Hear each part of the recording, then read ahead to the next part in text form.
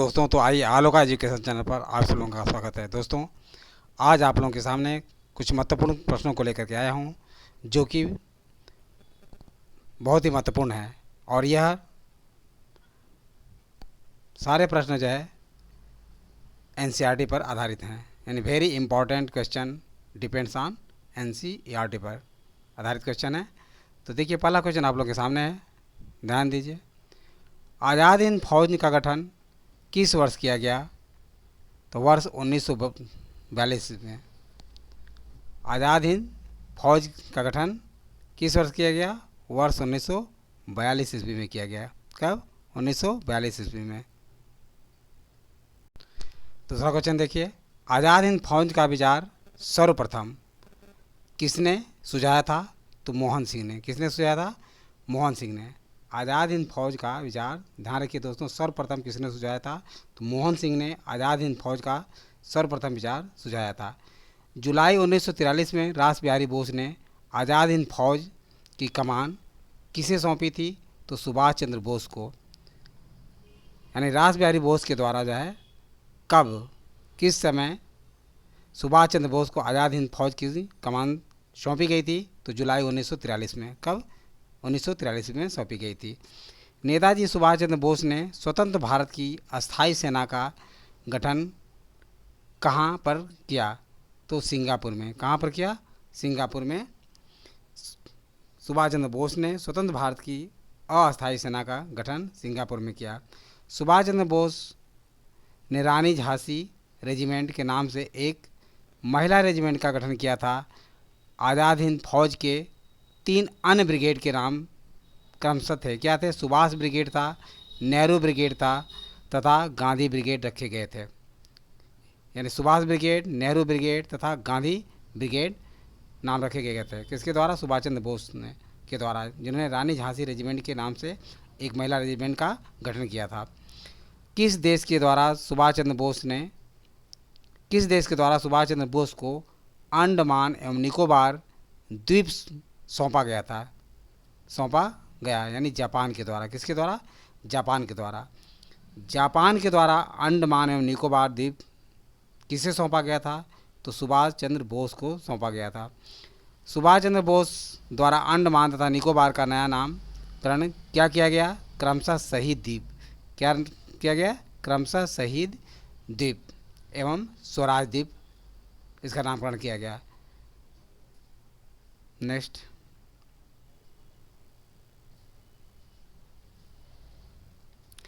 6 जुलाई 1944 को आज़ाद हिंद फौज के रेडियो के एक प्रसारण में महात्मा गांधी को संबोधित करते हुए सुभाष चंद्र बोस ने कहा, भारत की स्वतंत्रता के लिए अंतिम युद्ध प्रारंभ हो गया है। राष्ट्रपिता भारतीय स्वतंत्रता के इस पवित्र युद्ध में हमें आपका आशीर्वाद चाहिए।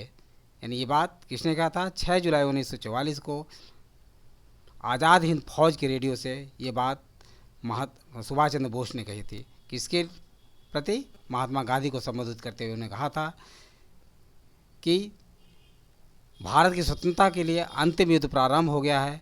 राष्ट्रपिता भारतीय स्वतंत्रता के इस पवित्र युद्ध में हमें आपका आशीर्वाद चाहिए। तो प्रश्न ये भी उठता है कि राष्ट्रपिता से महात्मा गांधी को किसने संबोधित किया था? तो सुभाष चंद्र बोस ने किया था। भारतीय स्वतंत्रता संघर्ष के दौरान किसने द फ्री इंडियन लीजन नामक सेना बनाई थी? तो सुभाष चंद्र बोस ने द फ्री इंडियन लीजन नामक सेना बनाई थी। दिल्ली चलो, जय हिंद तथा तुम मुझे खून दो मैं तुम्हें आज़ादी दूंगा का नारा किसके द्वारा दिया गया था? तो सुभाष चंद्र बोस के द्वारा दोस्तों जो है ये नारा दिया गया था। यानी दिल्ली चलो, जय हिंद तथा मुझे खून दो और मैं तुम्हें आज़ादी दूंगा, ये सारे नारे जो है सुभाष चंद्र बोस के द्वारा दिया गया था। सुभाष चंद्र बोस को देश नायक की उपाधि किसके द्वारा प्रदान की गई थी? तो रविंद्रनाथ टैगोर के द्वारा देश नायक की उपाधि सुभाष चंद्र बोस को प्रदान की गई थी। किसके द्वारा सुभाष चंद्र बोस को देशभक्तों का देशभक्त की उपाधि दी गई थी? तो ध्यान रखिए दोस्तों, महात्मा गांधी जी के द्वारा महात्मा गांधी जी ने सुभाष चंद्र बोस को देशभक्तों का देशभक्त की उपाधि दी थी। वर्ष 1945 में सरकार के प्रति निष्ठा रखने के आरोप में किसके ऊपर लाल किला में मुकदमा चलाया गया था?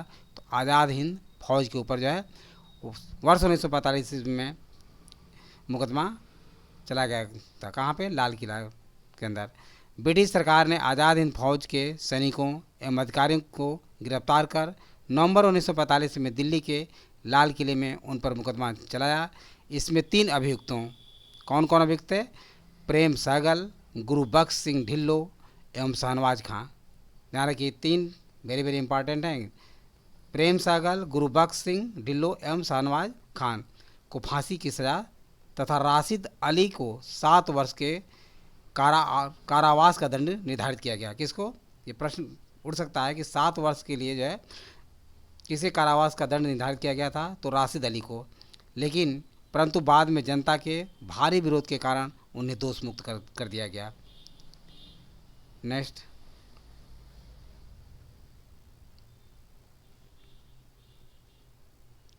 किस वायसराय के द्वारा आज़ाद हिंद फौज के अभियुक्तों को क्षमा कर दिया गया था? तो लॉर्ड बेबल के द्वारा।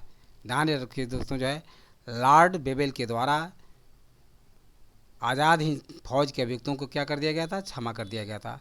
वर्ष 1944 में CR फार्मूला किसके द्वारा प्रस्तुत किया गया था? तो C राजगोपालाचारी के द्वारा दोस्तों जो है वर्ष 1944 में CR फार्मूला प्रस्तुत किया गया। भारतीय राजनीतिक गतिरोध को दूर करने के लिए बेबल योजना कब प्रस्तुत की गई? तो 14 जून 1945 ईस्वी को दोस्तों भारतीय राजनीतिक गतिरोध को दूर करने के लिए बेबल योजना प्रस्तुत की गई। बेबल योजना पर विचार करने के लिए आयोजित शिमला सम्मेलन में कांग्रेस की ओर से किसने प्रतिनिधित्व किया था? तो मौलाना अबुल कलाम आज़ाद ने कांग्रेस की ओर से शिमला में प्रतिनिधित्व किया था। बेबल योजना पर विचार करने के लिए आयोजित शिमला सम्मेलन में कांग्रेस की ओर से मौलाना अबुल कलाम आज़ाद ने प्रतिनिधित्व किया था। भारतीय राष्ट्रीय कांग्रेस का लगातार 6 वर्षों तक अध्यक्ष रहने वाले व्यक्ति कौन थे? तो ध्यान रखिए, मौलाना अबुल कलाम आज़ाद थे। कौन थे? मौलाना अबुल कलाम आज़ाद थे।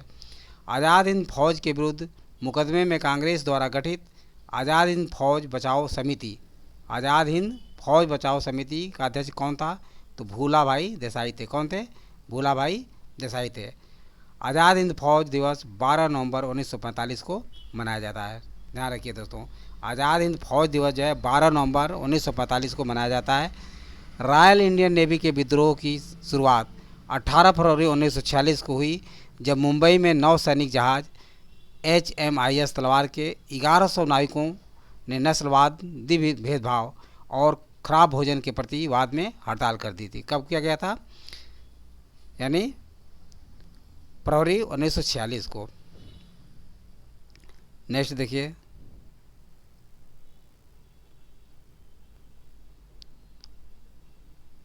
सैनिकों की मांग यह भी थी कि नाविक BC दत्त को, जिसे जहाज़ की दीवारों पर भारत छोड़ो लिखने के आरोप में गिरफ्तार कर लिया गया, रिहा किया जाए। इस देशव्यापी विस्फोट की स्थिति में वल्लभ भाई पटेल ने हस्तक्षेप किया। पटेल व जिन्ना ने उन्हें आत्मसमर्पण की सलाह दी। विद्रोहियों ने आत्मसमर्पण करते हुए कहा कि हम भारत के सामने आत्मसमर्पण कर रहे हैं, ब्रिटेन के सामने नहीं। यानी सरदार वल्लभ भाई पटेल और जिन्ना के सहयोग से, हस्तक्षेप से ये विद्रोही जो आत्मसमर्पण किए। आत्मसमर्पण करते हुए इन विद्रोहियों ने कहा हम भारत के सामने आत्मसमर्पण कर रहे हैं, ब्रिटेन के सामने नहीं। 26 जनवरी 1950 को भारत का संविधान लागू हुआ और इसी के साथ भारत एक गणतंत्र राष्ट्र बन गया।